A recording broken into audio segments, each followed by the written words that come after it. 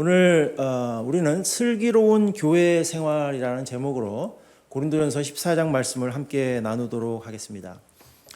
설교 제목이 좀 익숙하게 느껴지시는 분들도 있을 것 같습니다. 최근에 이제 한국의 예술과 문화가 전 세계 참 사람들의 많은 환호를 받고 있는데 K-팝, K-드라마 해서 정말로 많은 드라마 또 노래들이 나오는 것 같습니다.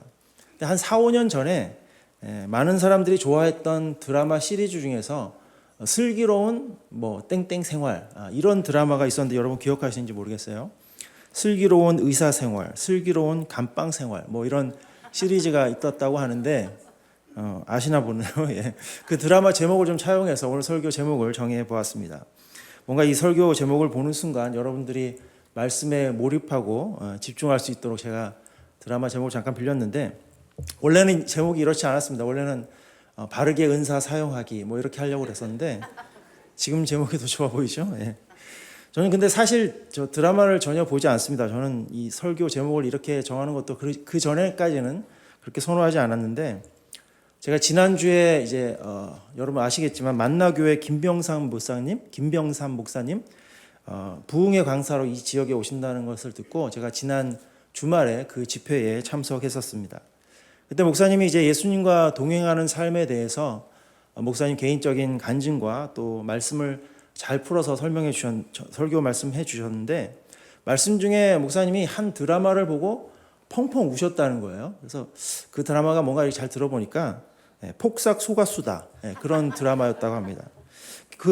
김병삼 목사님은 그 드라마가 이제 기독교 가정에 관한 이야기는 아니지만 한 가정의 아름다운 헌신 또 한 가정의 아름다운 이야기라고 하면서 꼭 보라고 이제 강력 추천해 주시더라고요.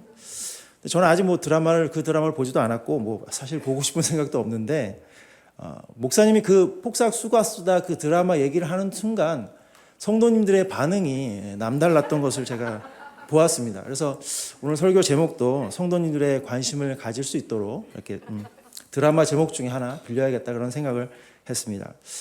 전 드라마를 잘 안 본다고 말씀드렸었죠. 그래서 이 기억에 남는 드라마가 뭔가 막 떠올려 보니까 이 슬기로운 무슨 생활 이런 드라마가 제 머릿속에 떠올랐습니다. 아마도 여러분 중에도 이제 초등학교 다닐 때 바른 생활, 즐거운 생활, 슬기로운 생활 이런 교과서로 공부하셨던 분들은 아마 이 제목이 많이 관심이 가지셨을 것 같습니다. 그럼 저는 이제 성공한 거죠. 오늘 우리는 슬기로운 의사생활도 아니고 슬기로운 감방 생활도 아니고 슬기로운 교회 생활에 대해서 함께 나누려고 합니다. 오늘 말씀을 통해서 어떤 성도의 삶이 슬기로운 교회 생활을 하는 성도인지 또 어떤 삶이 하나님이 기뻐하시는 슬기로운 교회 생활인지를 함께 깨닫기를 원합니다. 오늘 우리가 함께 나눌 말씀은 고린도전서 말씀이죠. 목사님이 이제 주로 구약 말씀을 최근에 많이 전하셔서 저는 이제 신약의 말씀으로 한번 전해 보았습니다. 바울 사도가 고린도 교회를 향해 보낸 서신서 형식의 말씀인데 신약 성경을 보면 고린도전서와 고린도 후서가 있죠. 그래서 바울이 고린도 교회에 두 번의 편지를 보낸 것 같구나라고 생각이 드는데 신학자들은 보통 바울이 고린도 교회를 향해서 최소한 4번 이상의 편지를 보냈다고 합니다. 첫 번째 편지는 바울이 고린도 교회를 개척하고 그곳에서 사역을 하다가 고린도 교회를 떠난 후에 얼마 되지 않아서 보낸 것으로 그렇게 이야기를 합니다. 바울이 고린도 교회를 떠난 지 고린도 교회에서 1년 6개월 정도 사역한 후에 갑자기 이 유대 교인들의 핍박 때문에 쫓겨나듯이 고린도를 또 고린도 교회를 떠날 수밖에 없었습니다. 그래서 바울이 나중에 왜 자신이 고린도 교회를 갑자기 떠나게 되었는지 고린도 교회에게 편지를 했던 것이죠. 이것이 이제 첫 번째 편지입니다. 우리도 갑자기 목사님이 떠나신다 이러시면은 우리가 교회가 흔들릴 수밖에 없겠죠. 그래서 교회를 잡아주기 위해서 첫 번째 편지를 보냈던 것이죠. 현재로서는 이 첫 번째 편지가 전해지지 않는데 고린도전서 말씀을 보면 이전에 보낸 편지라는 언급이 있기 때문에 고린도전서보다 먼저 보낸 편지가 있을 것이라고 보는 것이죠. 이후에 바울은 고린도 교회에 문제가 있다는 소식을 멀리서 듣게 됩니다. 다시 한번 그래서 고린도 교회를 향해서 편지를 보내게 되는데 이 두 번째 편지가 바로 고린도 전서인 것이죠. 당시 고린도 교회가 가진 문제는 여러 가지가 많았는데 먼저 교회 내에 파벌 문제가 있었다고 합니다. 바울파, 아볼로파, 게바파, 그리스도파, 이렇게 교회 내에서 파벌이 있어서 그 안에 갈등과 다툼이 있었던 것이죠. 또한 성도의 신앙생활 중에서도 예배와 은사에 관한 문제, 우상에게 바쳐진 음식에 관한 문제 등등 그리스도인으로서 교회 생활과 또 신앙생활 가운데 갈등이 있었기 때문에 바울이 이 갈등에 대한 조언을 담아서 고린도 교회에 편지를 보냈던 것입니다. 이것이 이제 두 번째 고린도 전서인 것이고요. 그리고 세 번째로는 고린도 교회에 여전히 문제가 있다는 소식을 또 전해 듣게 됩니다. 그래서 이제 세 번째 편지를 보내게 된 것이죠. 바울은 이미 바른 신앙생활과 교회 생활에 관한 조언과 권면을 보냈지만 고린도 교회가 이를 잘 실천하지 않았고 중간에 바울이 고린도 교회를 직접 방문하기도 했었던 것 같습니다. 그럼에도 불구하고 오히려 고린도 교회 몇몇 성도들이 바울은 이미 고린도 교회를 버리고 떠난 그런 사람이라고 매도하면서 바울을 비난해서 바울이 아픈 마음을 가지고 눈물의 편지를 보내게 되는데 그것이 바로 고린도 교회를 향한 세 번째 편지인 것이죠. 그런데 이 세 번째 편지 역시 현재 전해지지 않습니다. 다만 고린도 후서 말씀을 보면 이전에 눈물로 쓴 편지라는 언급이 있기 때문에 세 번째 편지가 있는 것으로 그렇게 봅니다. 그리고 나서 이제 바울은 또다시 고린도 교회에 대한 소식을 전해 듣게 됩니다. 이번에는 좋은 소식이 전해지죠. 고린도 교회가 바울의 권면과 조언을 받아들였고 문제를 일으킨 성도들이 어느 정도 정리되었다는 그런 소식이었습니다. 그래서 바울은 이번에는 기쁜 마음으로 고린도 교회 성도들에게 사랑의 마음을 전하고 또 위로하시는 하나님의 은혜를 전파하면서 비록 바울을 적대시했다 할지라도 주님의 사랑으로 용서해 주기를 권면하는 편지를 한 번 더 쓰게 되는데 그것이 바로 고린도 후서 말씀인 것이죠. 그래서 고린도 후서 말씀을 보면 바울 자신의 개인적인 감정과 또 사랑이 분명하게 드러납니다. 이렇게 바울은 4번의 편지 또 혹은 어떤 신학자는 5번, 6번이라고도 얘기하는데 이렇게 여러 번의 편지를 고린도 교회를 향해 보내면서 조언하고 격려하고 또 때로는 고린도 교회를 방문했다 하는 것은 바울이 고린도 교회를 얼마나 사랑하는지 고린도 교회 성도들을 얼마나 각별하게 생각했는지를 우리가 알 수 있는 부분이죠.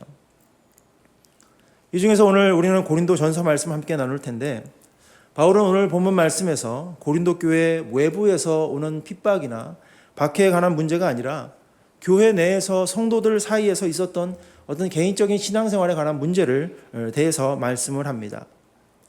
특히 당시 고린도 교회 성도들이 신앙생활이나 교리적인 문제를 가지고 서로 이해하지 못하고 서로 갈등하며 다투는 것을 보면서 바울은 먼저 서로 사랑하는 마음으로 서로를 참아주고 이해하고 받아줄 것을 고린도 전서 말씀을 통해서 권면을 하죠. 이런 바울의 마음이 가장 잘 드러난 것이 고린도전서 13장 말씀입니다. 여러분 잘 아시지만 고린도전서 13장 말씀에서 바울은 사랑이 없으면 천사의 말을 해도 아무 소용이 없다고 선포했고 나의 모든 것으로 구제하고 봉사하고 심지어 나의 몸을 내어줄지라도 사랑이 없으면 아무 유익이 없다고 선포했죠. 또한 주님 안에서 서로 사랑하는 것이 어떤 삶인지를 정의도 내려주었습니다. 사랑은 오래 참고 온유하며 투기하는 자가 되지 아니하며 사랑은 자랑치 아니하며 교만치 아니하며 무례히 행치 아니하며 이렇게 사랑에 대한 정의를 내려주면서 성도들이 추구해야 하는 삶은 어떤 삶인지를 간곡하게 권면하죠. 이런 표현들이 이제 너무 아름답다 보니까 고린도전서 13장이 이 사랑에 관한 말씀을 세상 사람들도 많이 알고 있는 것 같습니다. 그런데 우리 그리스도인들은 이 사랑에 관한 구절이 단지 감정적인 차원에서 얼마나 아름답고 얼마나 좋고 소중한 것인지를 가르치는 것이 아니라는 것을 우리는 알아야 합니다. 바울은 지금 갈등 중에 있는 고린도 성도들에게 하나님의 뜻이 이 땅에서 교회 가운데 이루기 위한 그런 마음가짐으로 사랑을 말하고 있는 것이죠. 그래서 고린도전서 13장에서 말씀하시는 사랑은 감정이 아니라 하나님이 주신 은사를 말하고 있는 것입니다. 세상 사람들이 이해하듯이 사랑은 누구를 좋아하고 누구를 사모하는 그런 감정적인 사랑을 말씀하는 것이 아닙니다.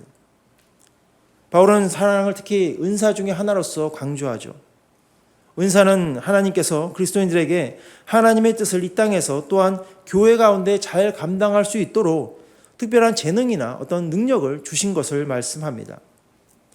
따라서 고린도전서 13장에서 말씀하시는 사랑도 누구를 좋아하고 헌신하고 싶은 그런 희생하고 싶은 마음의 감정을 말하는 것이 아니라 그 은사를 가지고 교회를 섬기며 성도를 섬기는 그런 신앙생활을 하라는 말씀인 것이죠. 주님의 뜻을 이루기 위한 은사의 하나로서 그리스도인이라면 주님 안에서 사랑 때문에 행동해야 하고 또한 사랑으로 행동하는 삶을 살아야 한다는 것을 강조한 말씀인 것입니다. 제가 고린도전서 13장에 관해서 이렇게 길게 말씀을 드린 이유는 이 말씀을 바르게 보는 것이 오늘 본문의 말씀인 고린도전서 14장 말씀을 잘 이해할 수 있기 때문입니다. 고린도전서 14장 말씀도 이러한 맥락에서 사랑의 은사와 동일한 주님이 주시는 또 다른 은사에 대한 권면을 이어갑니다. 이번에는 특별히 교회 내에서 갈등의 원인이 되었던 방언의 은사와 예언의 은사에 관한 말씀을 하시죠. 어떤 사람들은 고린도전서 13장의 사랑만을 기억하지만 고린도전서 전체적인 문맥에서 보면 사랑도 다른 은사와 같은 하나의 은사로서 말씀합니다. 하나님이 성도에게 하나님의 뜻을 이루기 위해 선물로 주신 것이기 때문에 바울은 또 다른 은사에 대해서도 똑같은 마음가짐을 가지라고 가르치고 있는 것이죠.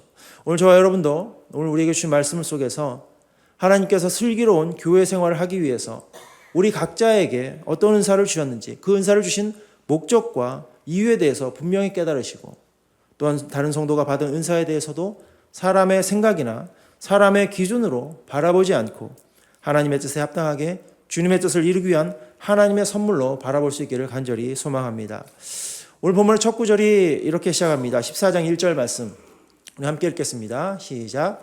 사랑을 따라 구하라. 신령한 것을 사모하되 특별히 예언을 하려고 하라. 이 짧은 구절 속에서 바울은 세 가지를 권면합니다. 먼저 사랑을 따라 구하라 라고 권면하죠. 사랑의 은사를 실천하라 라는 뜻입니다. 또한 신령한 것을 사모하라 라고 하시죠. 영적인 것을 사모하라는 의미입니다. 그리고 마지막에는 특별히 예언을 하려고 하라 라고 권면합니다. 그래서 정리해보면 현실 속에서는 배려하고 감싸주고 사랑하는 그런 사랑의 마음가짐을 가지려고 노력해야 하고 또 그런 현실 속과 동시에 영적이고 신령한 것을 사모하는 마음도 가져야 하는 것이 성도의 마음가짐인데 결론적으로는 이러한 마음을 가지고 예언을 하려고 노력하라라는 권면입니다. 바로 앞장에서 사랑의 은사를 강조했던 것처럼 고린도전서 14장 말씀에서는 이 은사로서의 예언에 초점이 맞춰져 있는 것이죠. 그래서 오늘 우리도 바울이 말씀하신 이 예언의 은사에 대해서 집중적으로 알아보려고 합니다. 바울은 예언의 은사가 무엇인지 또 바로 앞장에서 사랑이 무엇인지 정의했던 것처럼 그렇게 예언의 은사에 대해서 성도들에게 설명하는데 전체적으로 보면 이 방언의 은사와 비교하면서 예언의 은사에 대해서 설명을 합니다. 오늘 저는 크게 두 가지로 이 예언의 은사가 무엇인지를 함께 나누기를 원합니다.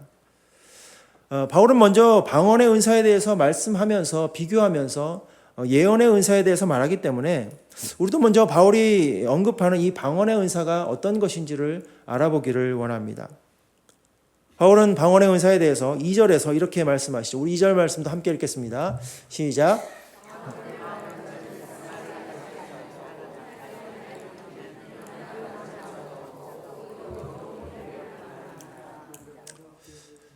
바울은 방언을 말하는 것은 사람에게 하는 말이 아니라고 하죠. 하나님께 올려드리는 말이라고 합니다. 영적인 말, 영적인 언어라고 여기서 밝히고 있죠. 여기서 우리가 기본적으로 알아야 하는 것이 하나 있는데 성경을 보면 방언에는 두 가지 종류가 있다는 것입니다. 먼저 사도행전 2장 말씀을 보면 예수님이 승천하신 이후에 예수님의 제자들이 예루살렘에 모여서 예수님께서 약속하신 성령님을 기다리는 일이 있었죠. 그때 불의 혀같이 갈라지는 모습으로 성령님이 제자들에게 임하셨고 제자들은 성령이 충만하여서 방언을 말하기 시작했다고 합니다. 이에 대해서 사도행전 2장 4절은 이렇게 말씀합니다. 저희가 다 성령의 충만함을 받고 성령이 말하게 하심을 따라 다른 방언으로 말하기를 시작하니라. 그런데 이제 제자들의 방언은 여러 다른 지역에서 예루살렘을 방문했던 많은 사람들이 실제로 사용했던 지역 언어였습니다. 로컬 랭귀지였죠. 예를 들면 한국어나 영어나 스페인어, 이런 실제로 말하고 듣는 사용하는 언어였다는 것입니다. 그래서 이 제자들이 방언을 말할 때 제각각 다른 지역에서 온 사람들이 이 제자들의 방언을 듣고 놀라죠. 놀랄 수밖에 없었겠죠. 각자 자기들의 언어로 복음이 들려졌기 때문입니다. 7절과 8절 말씀에서 이렇게 말씀합니다. 우리 다 함께 읽도록 하겠습니다. 시작. 다 놀라 기이 여겨 이르되 보라, 이 말하는 사람이 다 갈릴리 사람이 아니냐. 우리가 우리 각 사람의 난 곳 방언으로 듣게 된 것이 어찌미뇨. 그러니까 성경에서 방언의 은사를 제가 두 가지가 있다고 말씀드렸는데, 그 중에 하나는 성령님이 충만하게 임재하셨을 때 자신이 평소 사용하지 않던 언어를 갑자기 유창하게 말하게 되는 그런 신비한 은사죠. 자신은 전혀 말하지 않았던 언어를 갑자기 사용하게 되고 이것을 다른 지역의 사람들이 알아듣고 이해하게 되는 그런 신비한 언어의 은사를 말하는 것입니다. 근데 성경을 보면 이렇게 사람이 이해하는 언어로서의 방언의 은사와는 다르게 또 다른 방언의 은사가 있습니다. 이것이 오늘 본문의 말씀인 고린도전서 14장 2절의 말씀에 나오는 것인데, 이것이 바로 영적인 언어로서의 방언의 은사죠. 2절 말씀 다시 보시면 이 영적인 방언의 은사는 사람에게 말하는 것이 아니라 하나님께 드리는 영적인 비밀을 담고 있는 말이라고 하시죠. 2절 말씀 다시 보여주세요. 방언을 말하는 자는 사람에게 하지 아니하고 하나님께 한다라고 고백을 선포합니다. 이렇게 오늘 본문에서 말씀하시는 방언의 은사는 인간의 언어의 은사가 아니라 하나님과 대화하는 영의 언어로서의 은사인 것을 우리가 알고 있어야 합니다.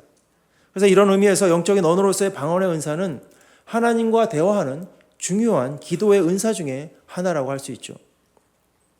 이렇게 방언의 은사가 이제 두 가지가 있는데, 고린도 교회에서 문제가 되었던 것은 이 두 번째 말씀드렸던 이 영적인 말을 하는 영적인 언어의 방언의 은사였습니다. 바울은 먼저 방언의 은사에 대해서 말하고 나서 이 방언의 은사와 비교해서 예언의 은사가 무엇인지를 밝힙니다. 3절 말씀도 함께 읽겠습니다. 시작. 그러나 예언하는 자는 사람에게 말하여 덕을 세우며 권면하며 안위하는 것이요. 여기 보시면 예언의 은사는 사람에게 말하는 은사라고 하고 있죠. 사람의 덕을 세우고 사람에게 권면하고 사람을 위로하고 격려하는 것이라고 밝히고 있습니다. 이 말씀이 이제 바울이 첫 번째로 예언의 은사에 대해서 말씀하는 구절입니다. 여기서 바울은 방언은 영이신 하나님께 드리는 영의 언어이기 때문에 사람의 귀로는 알아들을 수 없고 이해할 수 없는 말이지만, 반면에 예언의 은사는 사람에게 하는 말이기 때문에 사람의 귀로 알아들을 수 있고 이해할 수 있는 말의 은사라고 말하고 있죠. 근데 우리가 사실 예언이라고 하면 예언서에 나오는 뭔가 신비로운 말이라고 생각하기 쉽습니다. 아직 이루어지지 않은 미래의 일이나 어떤 신비롭고 영적인 선포라고 생각하기 쉽죠. 근데 이것은 예언의 한 부분이라고 우리가 알아야 합니다. 방언의 은사도 두 종류가 있는 것처럼 예언의 은사도 두 가지 종류가 있는 것이죠. 예를 들면 방언의 은사도 이런 로컬 랭귀지 지역 언어의 방언의 은사와 영적인 언어의 방언의 은사가 있는 것처럼 예언의 은사도 그렇게 다가올 미래의 일을 선포하는 예언의 은사도 있고, 오늘 본 말씀처럼 사람에게 말하여 사람의 덕을 세우고 권면하고 위로하는 그런 예언의 은사도 있다는 것을 우리가 알아야 합니다. 오늘 본문 말씀에서 바울이 첫 번째로 강조하는 예언의 은사는 미래의 일을 얘기하고 다가오는 일에 대해서 신비롭게 예언하는 그런 은사라기보다는 현재 교회 생활 중에 다른 성도나 다른 사람들 사이에서 서로 덕을 세우고 권면하고 위로하는 말을 전하는 말의 언어의 은사인 것입니다. 바울은 이렇게 영의 언어인 방언의 은사와 교회 내에서 서로에게 덕을 세워주는 언어로서의 예언의 은사를 비교해서 말씀하고 있는데, 바울이 이렇게 구분했던 이유는 고린도 교회 내에서 있었던 갈등 때문이었습니다. 고린도 교회 내에서 이 슬기롭지 못한 교회 생활을 하는 성도들이 영적인 언어를 사용하는 그 방언의 은사를 신비롭고 신령한 것으로 생각해서 다른 어떤 은사보다 우월한 은사라고 믿는 사람들이 있었던 것이죠. 그리고 이런 사람들은 단순히 자기들만 이렇게 생각하는 것이 아니라 자기들만 영적인 은사를 사모하는 차원에서 그치지 않고 다른 성도들이 받은 은사들까지도 폄훼했던 것입니다. 은사들 중에는 영적인 은사만 있는 것이 아니죠. 은사들 중에는 삶과 행동으로 실천하는 어떤 실제적인 은사들도 있는데, 이런 은사들은 마치 하등한 은사들처럼 깎아내리고 신비하고 신령한 은사만이 더 중요하고 더 사모해야 한다고 그렇게 고집하고 주장했던 것입니다. 이로 인해서 교회 내에서 갈등이 생기게 된 것이죠. 이에 대해서 바울은 어떤 한 은사가 어떤 그것이 신비롭고 신령한 은사를 할지라도 더 우월한 은사라고 하지 않습니다. 말과 언어의 은사들도 마찬가지라고 하죠.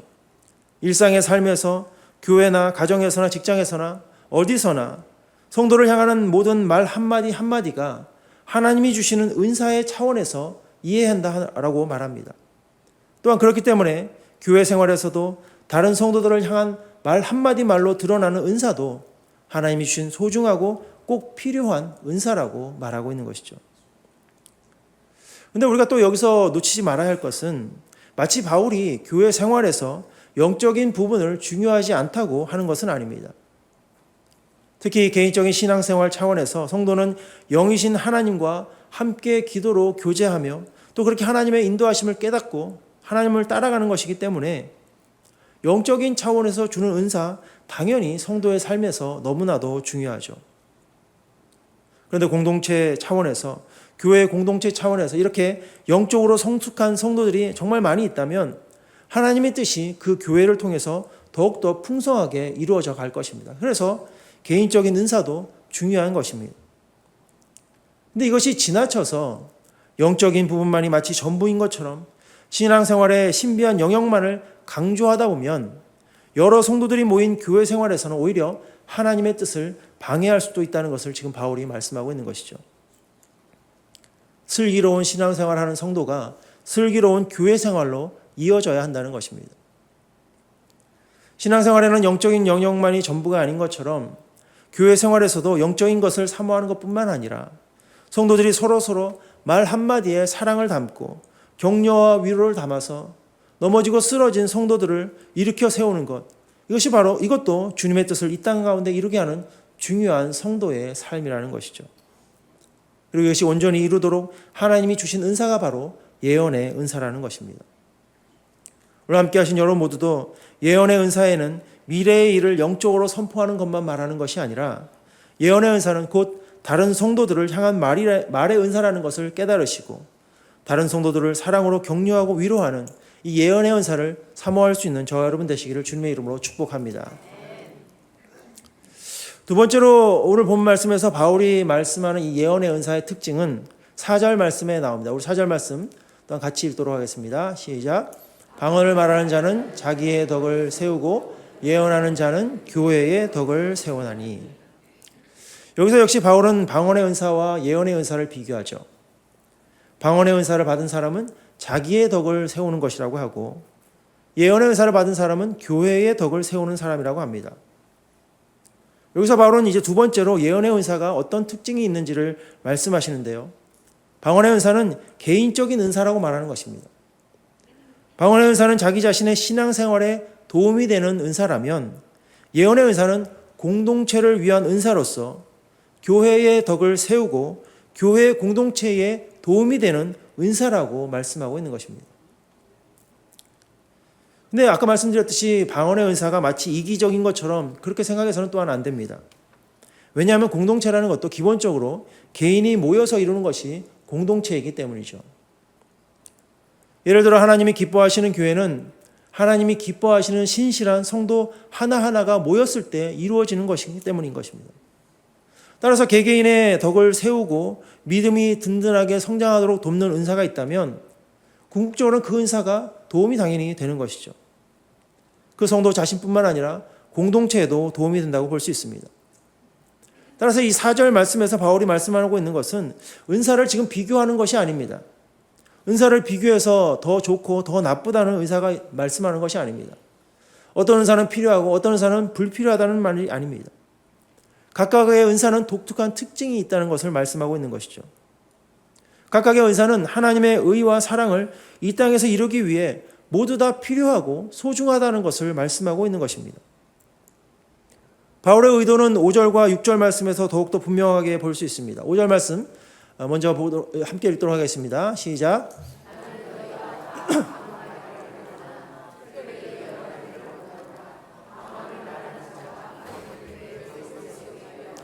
동역지 아니하면 예언하는 자만 못하니라.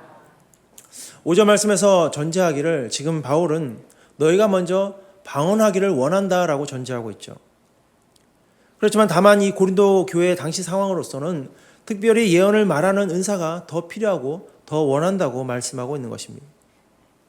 지금 고린도 교회 상황이 어떻습니까? 파벌과 이기주의 때문에 하나 되지 못한 채 서로 갈등과 다툼만이 있었던 교회였습니다.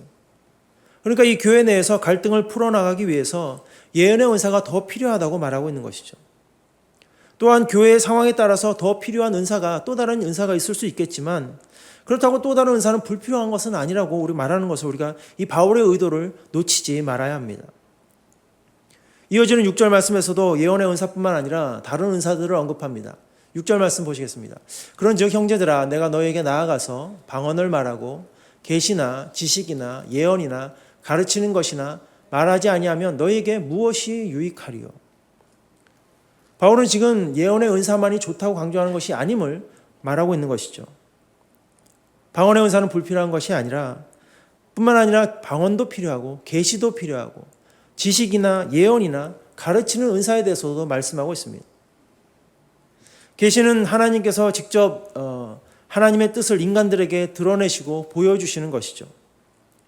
인간들은 하나님께서 계시해 주시지 않으시면 하나님의 뜻을 알 수 없습니다.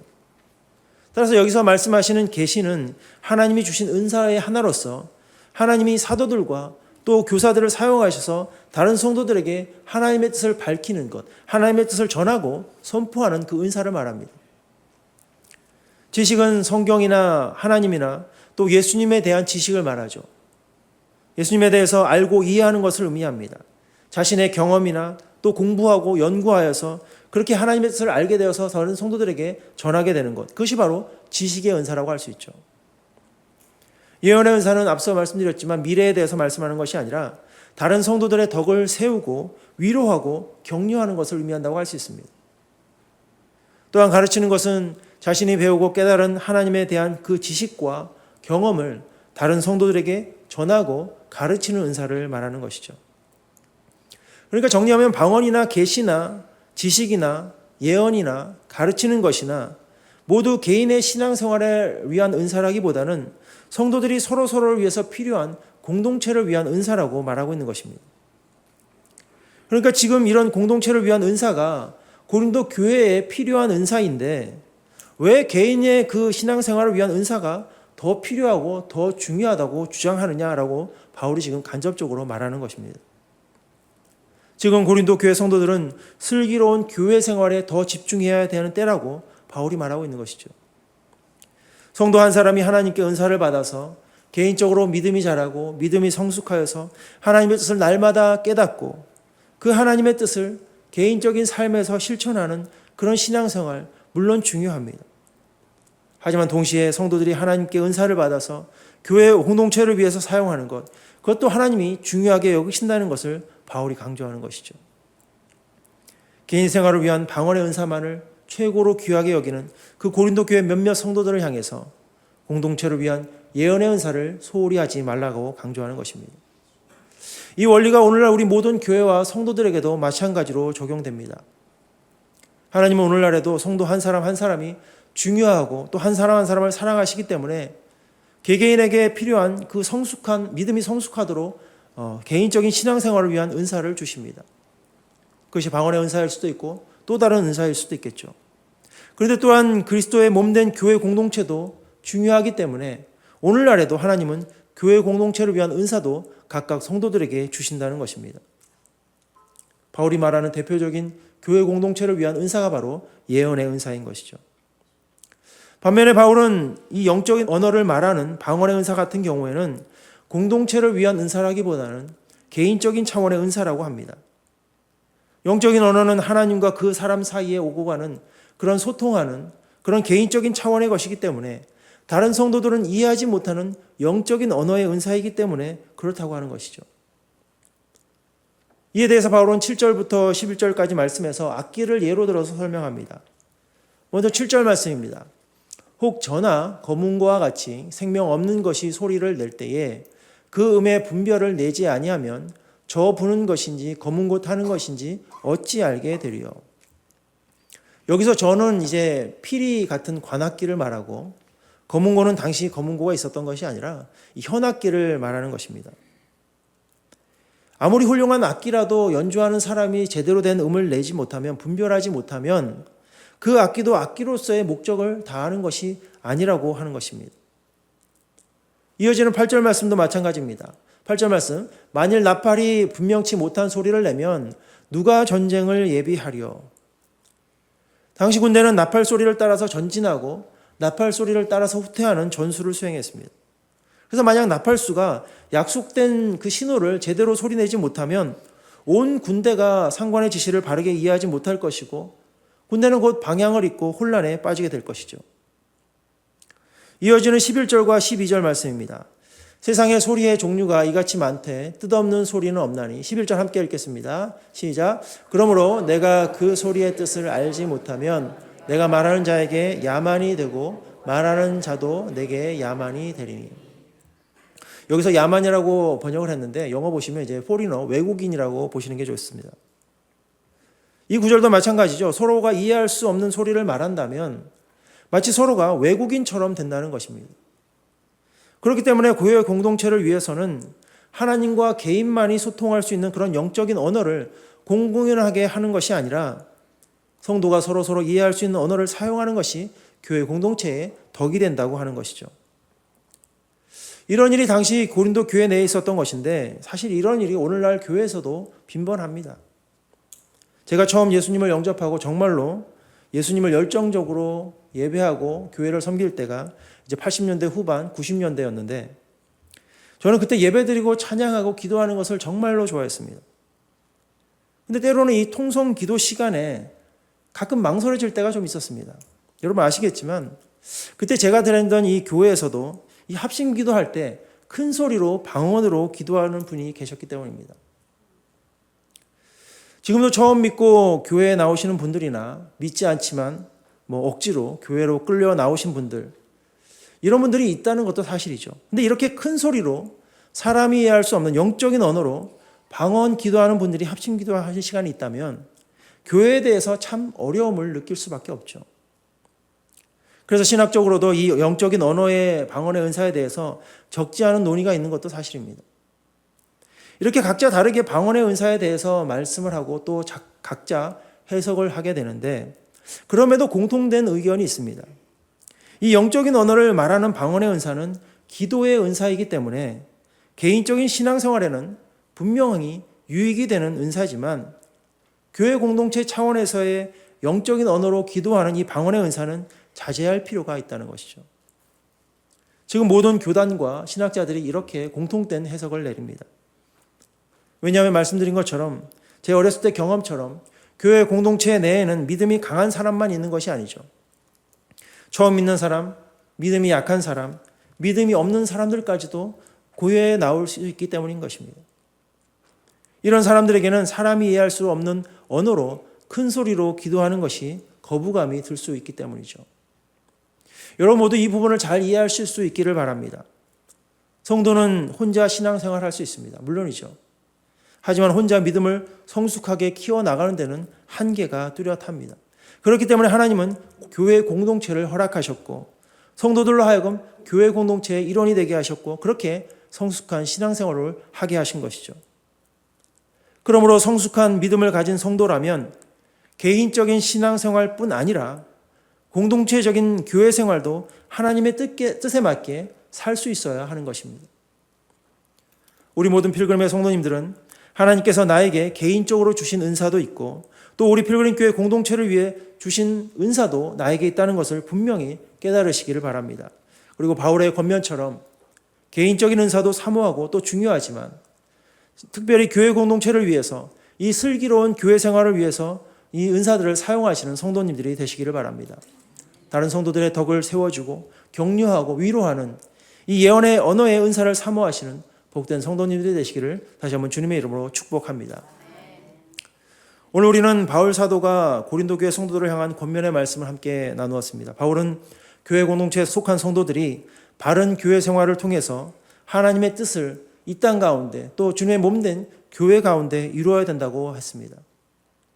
신앙생활의 목적은 개인적인 구원과 믿음이 자라고 성숙하여서 하나님이 기뻐하시는 삶을 살아가는 것도 물론 있지만 교회 공동체 차원에서 궁극적인 목적은 결국 주님의 뜻을 교회 공동체와 성도의 삶 가운데 이루는 것입니다. 이것을 위해서 은사를 우리에게 주신 것이죠. 그런데 때로는 교회 공동체 안에서 주님의 뜻을 이루기보다는 나의 뜻을 이루려고 하는 사람들이 있습니다. 주님의 뜻과 나의 뜻이 충돌하는 것이죠. 나의 뜻을 특별히 교회 가운데 주님의 뜻보다 더 이루려고 한다면 당연히 그 교회 안에는 분란과 다툼과 갈등이 생기게 됩니다. 당시 고린도 교회가 그랬다는 것이죠.